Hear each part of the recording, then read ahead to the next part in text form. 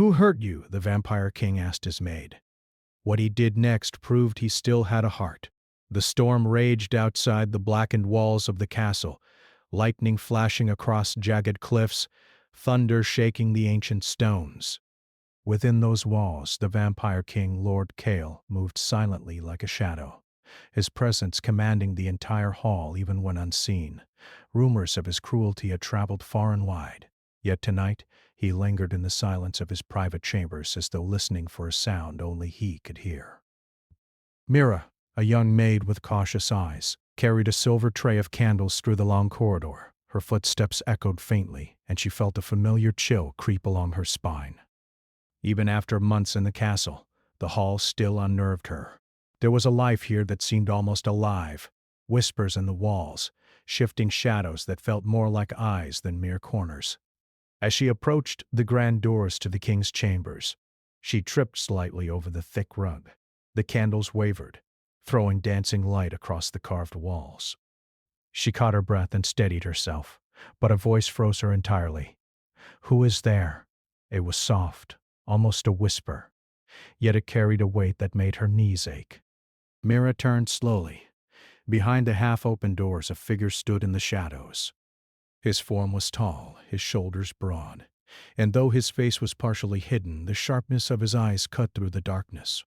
The air seemed to chill the moment he spoke again. "Step closer." Mira hesitated. Every instinct screamed to retreat, but something about the voice was not the same as the stories she had heard. There was no anger, no malice, only something heavy, almost mournful. She stepped closer, holding the tray like a shield. I brought the candles for tonight's ceremony, Your Grace," she said softly. He did not move from the shadows. The candlelight flickered over his pale skin and the sharp lines of his face. His eyes, dark and deep, seemed to peer into her very soul. Mira had never seen anyone like him. There was power in every gesture, yet behind it, a pain she could almost feel. "Why do you tremble?" he asked, his voice low, almost intimate, but carrying the weight of centuries. "Who hurt you?" The question froze Mira entirely. A calendar spound on his last. She blinked, unsure how to respond. No one in this castle, or in the world, had ever asked her that before. People had given her orders, scolded her, dismissed her, but this question felt like a hand reaching into a part of her she had long hidden. I am fine, Your Grace," she stammered, though her heart pounded fiercely. "Do not lie to me," he said, stepping forward, the shadow of his presence filling the room. "I can see the shadows you carry." For a moment the storm outside seemed to pause. The only sound was the faint drip of rain from the eaves. Mira looked down, suddenly aware of her own trembling hands. She had thought herself strong, but standing before the Vampire King, she felt small and fragile. Yet beneath the fear there was a spark, something that refused to bow completely. Kale's gaze softened fractionally, though it was fleeting. He approached, and though she expected a punishment, there was none. Instead, he reached out, almost gently, and lifted her chin with a finger, guiding her gaze to meet his. "Tell me your story," he said. "I want to understand." "Who hurt you, Mira?" Her name sounded strange coming from him, heavy with weight, yet tender at the same time. Mira's mind raced. Could she trust him? Was this a trap, or a true question from a soul as lonely as hers? "My father," she began, her voice shaking. He left when I was very young. My mother, she tried, but she stopped, choking on the memory. It had been years, yet the ache remained fresh. She could not protect me. Kale did not interrupt. He listened, truly listened, as if her words were not mere sounds but fragile threads that he could weave into something whole. When she finished, he nodded slowly, his eyes reflecting an ocean of sorrow. "Pain shapes us," he said quietly, "but it does not have to define us." Mira looked at him astonished. He, a man whose name alone caused fear across the kingdom, was speaking with kindness, a kindness she had never known. She placed the tray down, unable to hold it any longer, and stepped closer. I do not know why you ask, Your Grace, she admitted. Everyone here, they see me only as a servant. But you, Cale inclined his head, I see more than what is placed before me. I see what is hidden. I see the heart you shield from the world. The storm outside broke again, lightning illuminating the room in sudden, brilliant flashes. Mira's breath caught as Cale moved past her, his steps silent, and stopped by a tall cabinet of portraits.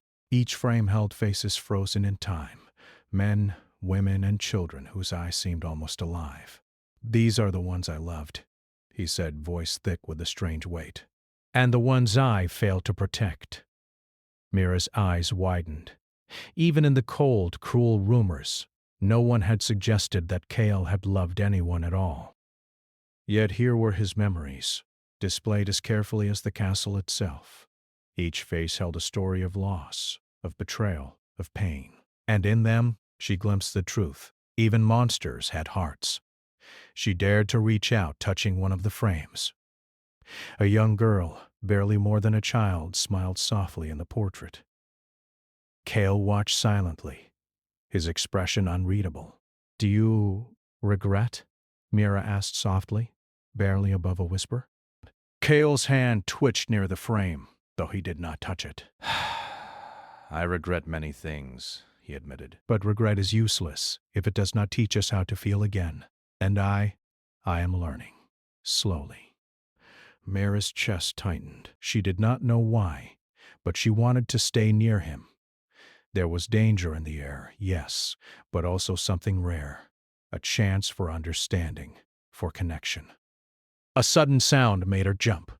A creak from the floor above, the faintest hint of movement in the corridor outside. Cale's eyes sharpened immediately. The king was a predator, a creature honed by centuries of caution, yet Mira noticed the flicker of concern as he scanned the shadows. Stay here, he instructed, his tone firm but not harsh. He disappeared into the hallway with the grace of a shadow, leaving Mira alone with the portraits and the storm. Her heartbeat echoed in the silent room. She felt fear, yes, but also curiosity, and something like hope. Cale had asked her a question no one else dared. Who hurt you? Mira returned her gaze to the portraits. There was a story behind each one, a secret the king carried. And somehow, in the storm, in the vast shadows of the castle, she felt that she too might have a part to play in the healing of a heart so long thought lost. The candlelight flickered again, and in the shadows Cale's silhouette reappeared in the doorway. He did not speak, only watched. Mira met his gaze, and for a fleeting moment the weight of centuries seemed to rest between them. Two souls scarred, cautious, yet drawn toward one another by an invisible force. Then, without warning, a loud crash echoed through the castle, the sound of something breaking in the halls beyond. Mira froze. Cale's eyes narrowed. The castle is restless tonight, he murmured, and it senses more than just the storm. Mira swallowed, fear prickling her skin, but she did not step back. She felt, for the first time, that perhaps she was no longer entirely alone in the darkness. Cale stepped closer, and the faintest ghost of a smile crossed his face, a smile that was almost human, almost tender. Do not be afraid, he said softly. I will not let the darkness take you, not while I still draw breath. Outside, lightning struck the highest tower, and the storm howled like the wails of ancient spirits. Inside, Mira held her breath, aware that her life and her heart were about to change forever. And in that moment, the first thread of an impossible bond began to weave itself between the vampire king and the maid who dared to see the man behind the legend. The storm had passed, leaving the castle cloaked in a silver mist. The halls smelled of wet stone and candle smoke, and the silence felt almost alive, pressing against Mira's senses. She moved carefully, her footsteps soft against the marble floors, carrying another tray of candles to the private chambers. Yet her mind lingered on the night before, on the question Cale had asked. Who hurt you? No one had ever asked her that. Not truly, and no one had ever looked at her with eyes that seemed to see her whole soul. The thought left her both unsettled and strangely warmed, like embers in the midst of a cold castle. She reached the doorway to Cale's chambers, hesitated, then stepped inside. The room was empty, but the portraits along the walls still watched her, faces frozen in time. Her gaze lingered on the young girl with a gentle smile, the one Cale had lingered on yesterday. There was sadness in every painting, a story of loss and love entwined, and Mira felt as if the walls themselves were holding their breath. "Good morning, Mira," a voice said from behind. She spun to find Cale standing at the far end of the room, tall and still, the morning light filtering through the narrow windows, catching in his pale eyes. He looked like a statue, yet the motion in his gaze was fluid, alive, and it made her pulse quicken. "You came early," he remarked, though his tone was soft, almost casual. "I did not expect anyone so diligent in this hour." Mira bowed slightly. "The candles must be ready, Your Grace. The ceremony begins at sunrise." Cale's lips curved faintly, an expression so fleeting it almost seemed imagined. "Yes, but diligence is not always rewarded. Sometimes haste is." She looked at him confused, but he simply turned, moving toward the tall window and gazing at the mist-shrouded courtyard below. Mira followed his gaze. In the empty stone yard, shadows twisted unnaturally in the fog, forming shapes that seemed almost alive. She shivered. "Your Grace," she said quietly. "Did you hear the sounds last night?" Cale's head tilted slightly, a shadow crossing his face. "I did." "The castle stirs when secrets awaken. It is, sensitive to fear, to pain." Mira swallowed. "Do you mean the castle itself is alive?" Cale's eyes darkened. "Alive? Yes. And patient. It watches. It remembers. And it does not forgive carelessness." Mira lowered her eyes. She had always thought of the castle as merely stone and mortar, but now it seemed like a living thing, watching her every step. She felt the weight of Cale's gaze on her back as she moved to place the candles on the tall iron stands around the chamber.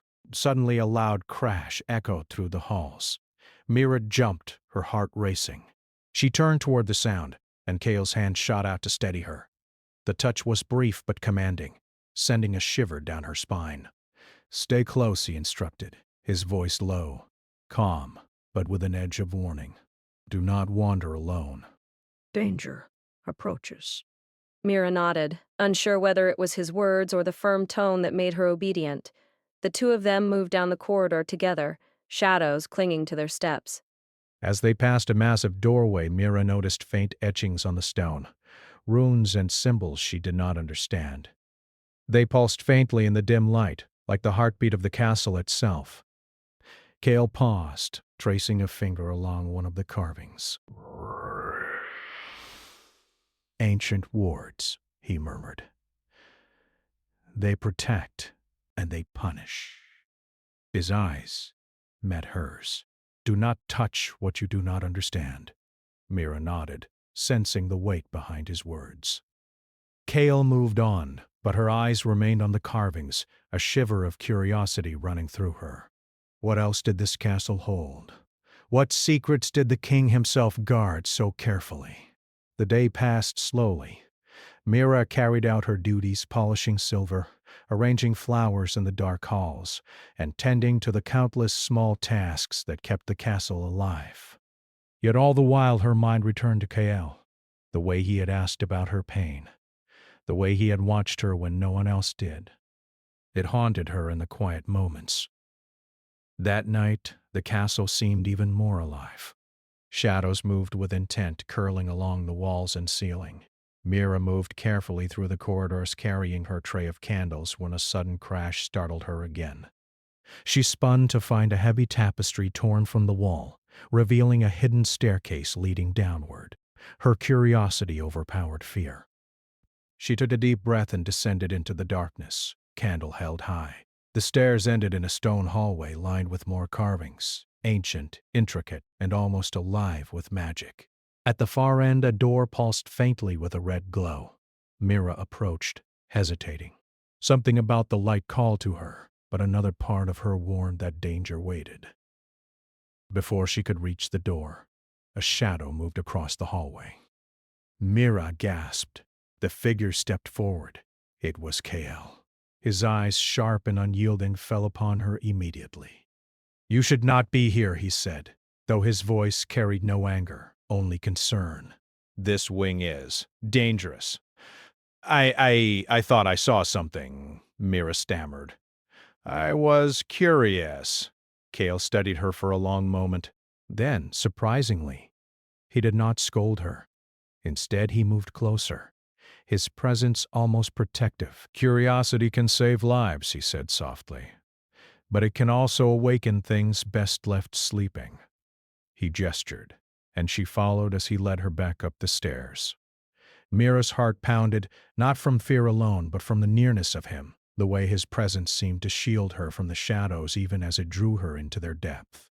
As they reached the upper halls, a sudden wind blew through the corridors, scattering papers and rattling doors. Mira stumbled, and Kale caught her again, his hand steadying hers.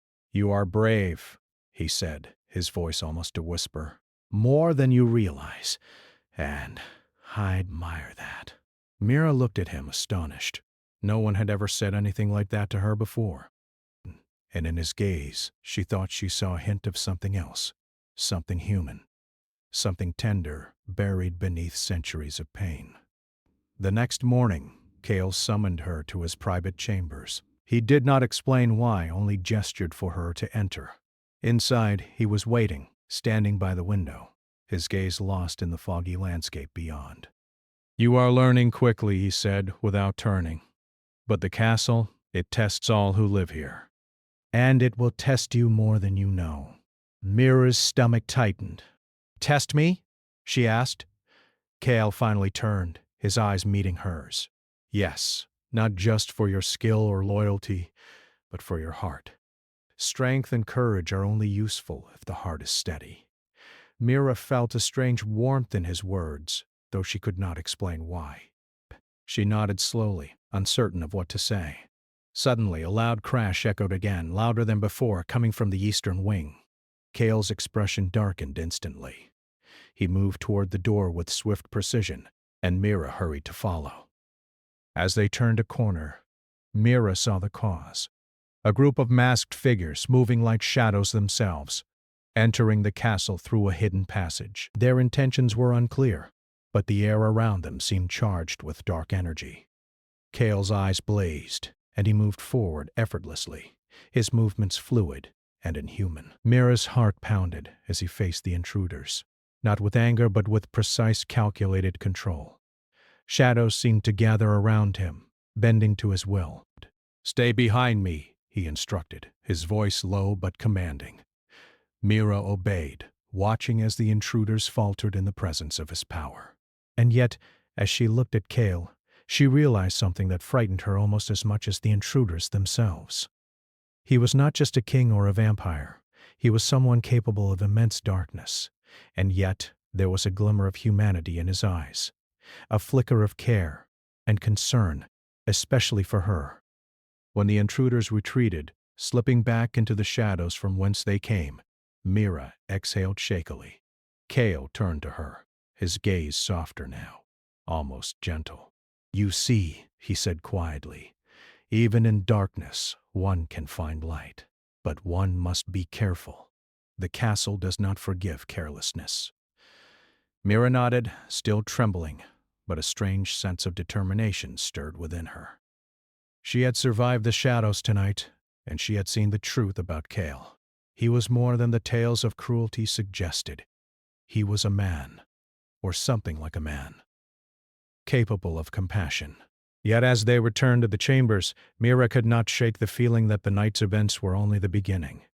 The castle's walls seemed to whisper around her, secrets waiting to be uncovered, dangers waiting to strike, and emotions waiting to bloom in the most unlikely of places. The castle had never felt so alive, its halls twisted with shadows that moved, as if they had a will of their own, and the walls themselves seemed to whisper secrets too ancient to speak aloud.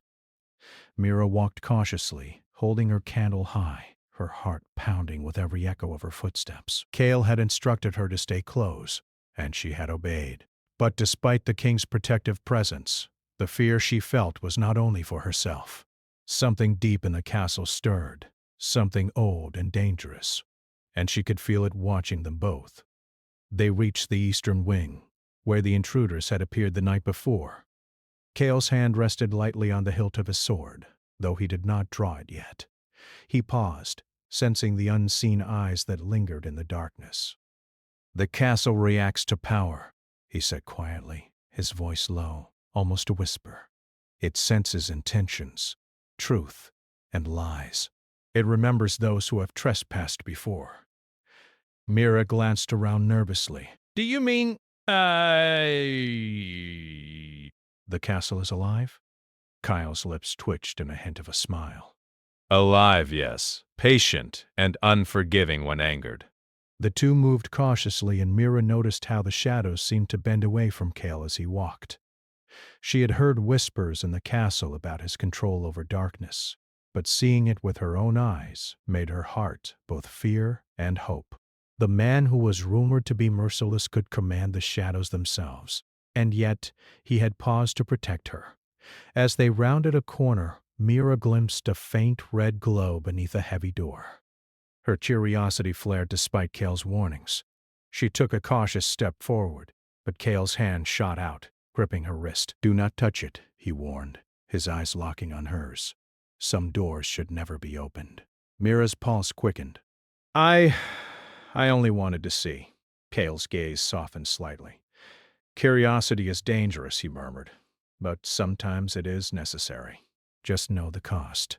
Mira nodded, understanding only half of his meaning. Cale guided her past the door, and they continued their patrol through the twisting corridors. The air grew colder, heavier, as they approached the old library. Dust hung thick in the air, and the shelves were filled with tomes bound in dark leather. The room smelled of forgotten knowledge and secrets that had waited centuries to be discovered. Cale moved to a large carved desk at the center of the room, running his fingers over the surface as if reading it like a map. Mira watched, fascinated. "What is this place?" she asked softly. "The library holds more than books," he said, finally turning to her. "It holds memories, magic, warnings, and sometimes the truth of those who ruled this castle." Mira's curiosity could not be contained. She moved closer, her eyes scanning the rows of books.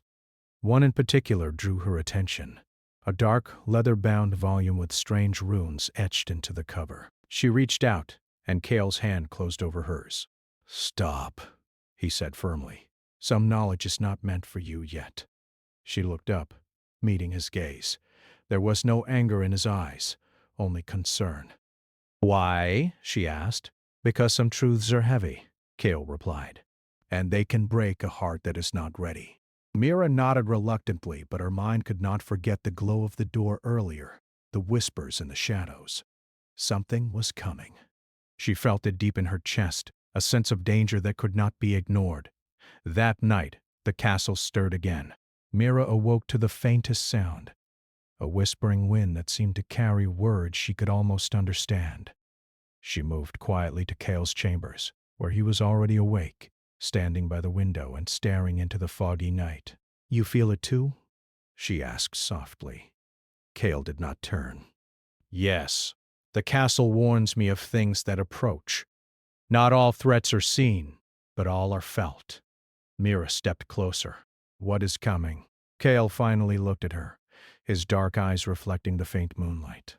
"Something old," he said. "Something that has waited long enough.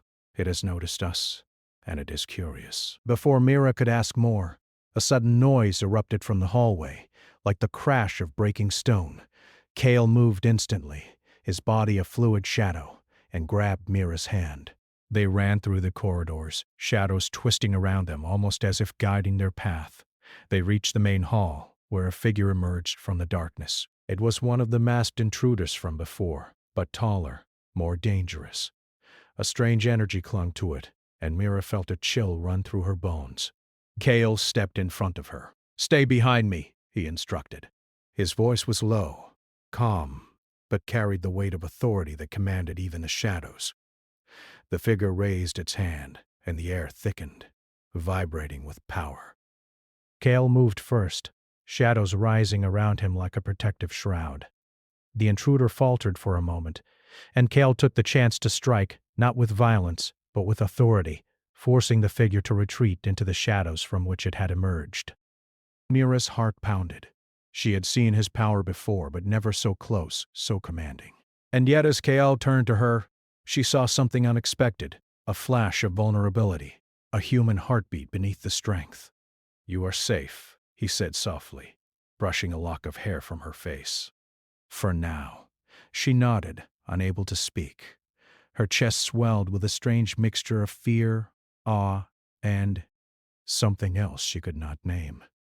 The Vampire King was a man of shadows and power, yet he had just protected her with everything he had. Later, they moved to a quiet tower overlooking the forest. The moon hung low, casting silver light across the treetops. Mira and Cale stood in silence, listening to the night. "You are brave," Cale said quietly. More than you realize. And Gring. "I admire that." Mira's gaze met his. "I am not brave," she admitted softly. "I am just scared." Cale's expression softened. "Courage is not the absence of fear," he said. "It is the choice to face it, and you have chosen to face much tonight." Mira felt her chest tighten. She wanted to speak, to ask him more, but the words stuck in her throat. Instead, she simply looked at him, noticing the way the moonlight highlighted the sharp lines of his face, the shadows that softened around his eyes, the weight of centuries that seemed to hang on his shoulders. The moment was broken by a sudden whisper from the darkness below, a sound like the castle itself breathing. Mira stiffened. Cale's eyes narrowed. "The castle speaks," he said quietly. "And it is not pleased." Mira felt a chill run down her spine. "What does it want?" she asked, her voice barely audible. Cale did not answer immediately.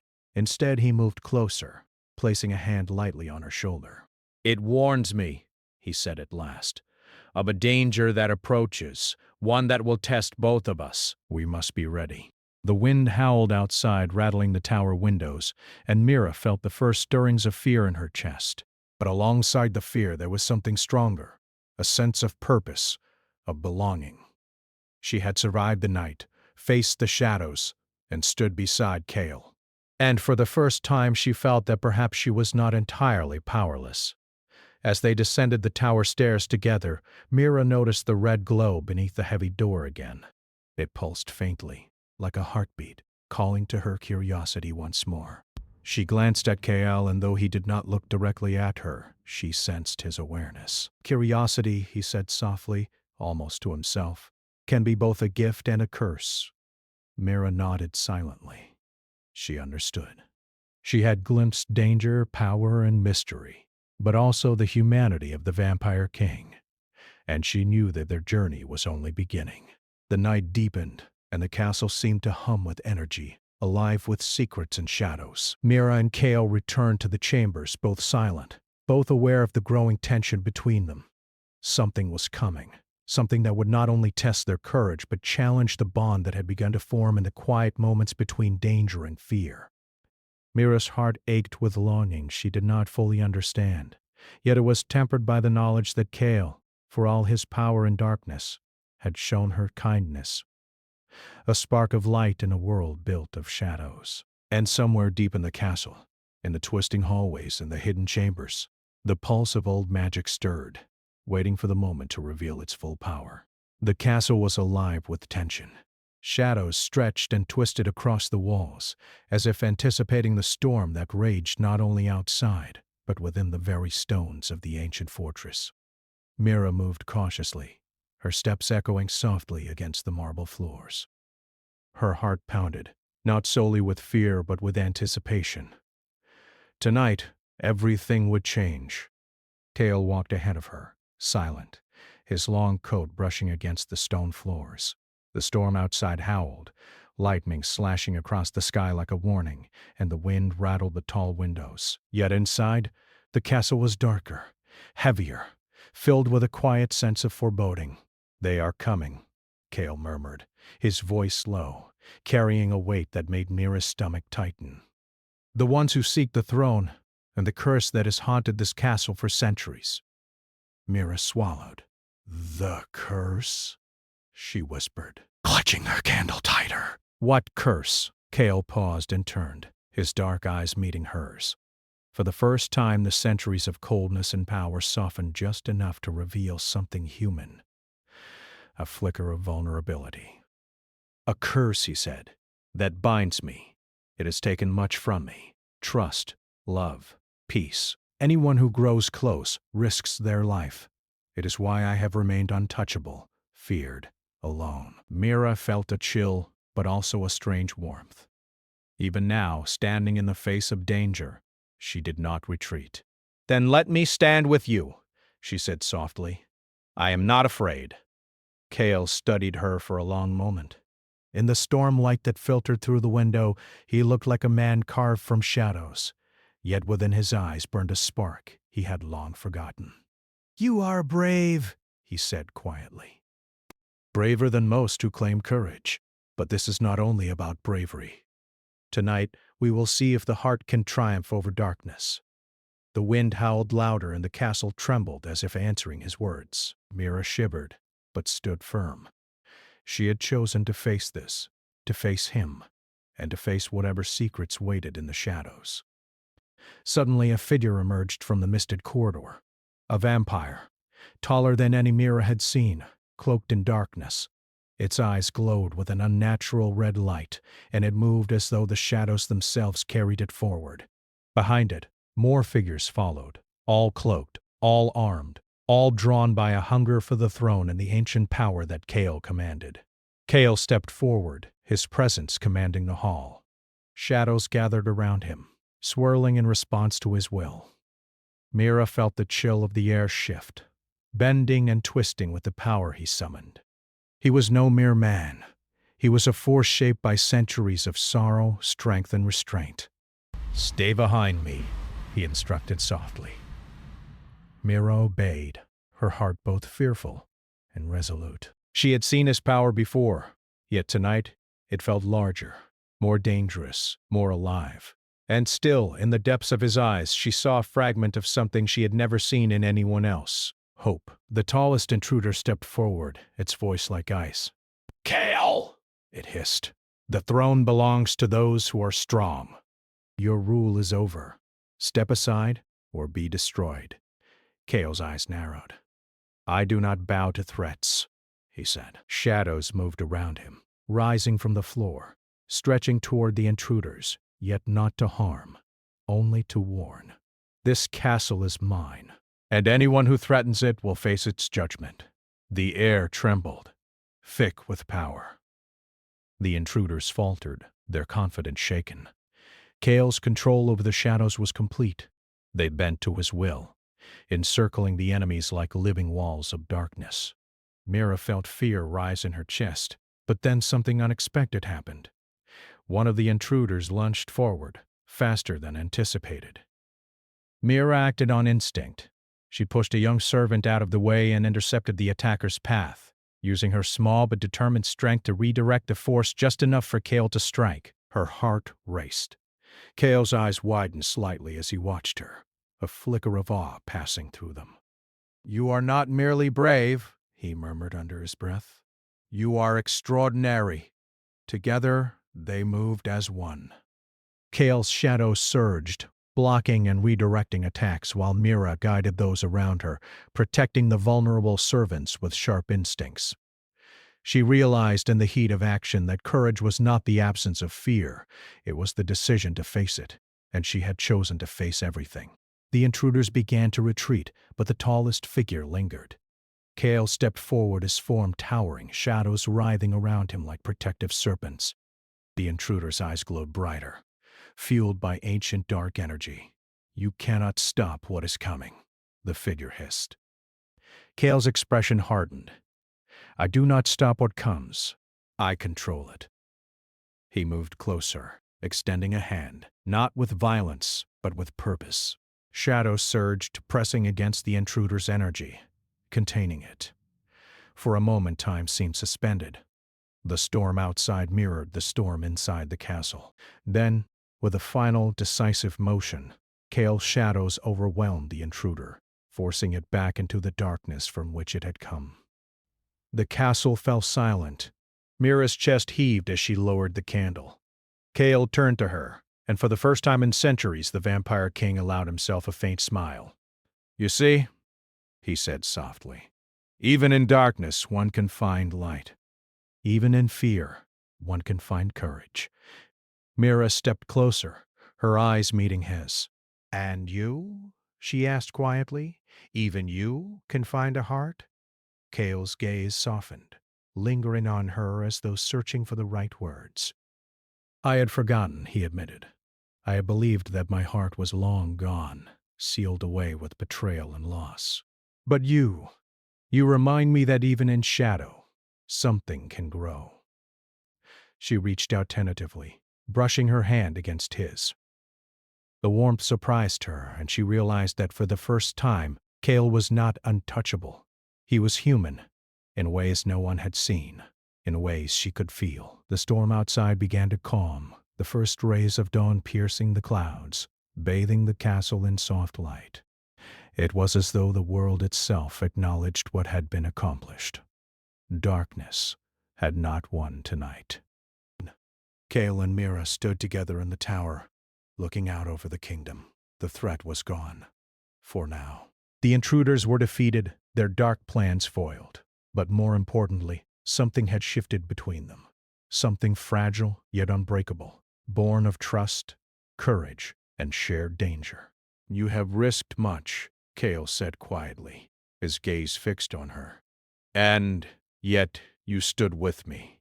"I would do it again," Mira replied softly. "For you and for this castle."